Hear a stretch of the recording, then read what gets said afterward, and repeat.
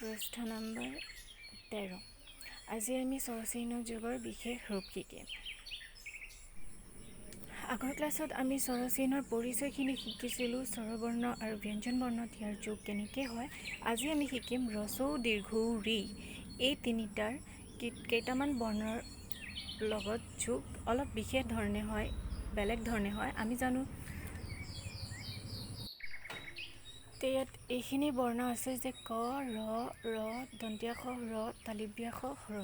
এইখিনিত হ্ৰস্বৌ, দীৰ্ঘৌ আৰু ঋৰ স্বৰচিহ্নৰ যোগ বেলেগ ধৰণে হয়। আমি জানো যে কোনো এটা বৰ্ণ তলপিনে লগাব লাগে।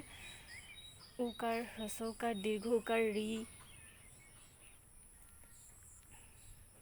কিন্তু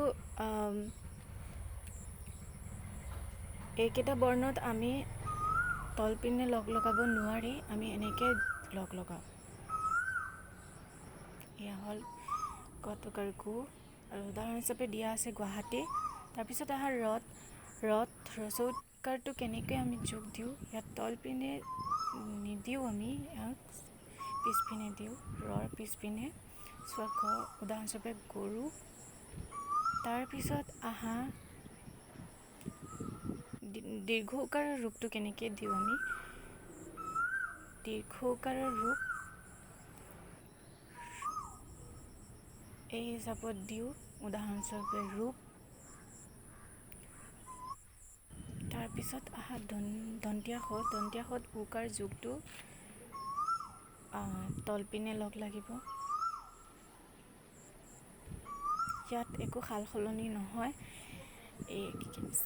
মানে সমান থাকিব তেনেকৈ। আৰু উদাহৰণ হিচাপে সুযোগ। এতিয়া আহোঁ আমি বেলেগলৈ। হত কেনেকৈ দিওঁ আমি। হত উকাৰটো কেনেকৈ লগাওঁ চোৱা। তাৰপিছত উদাহৰণ হিচাপে বহুত। তাৰপিছত তালব্য শত উকাৰটো কেনেকৈ লগাওঁ আমি চোৱা।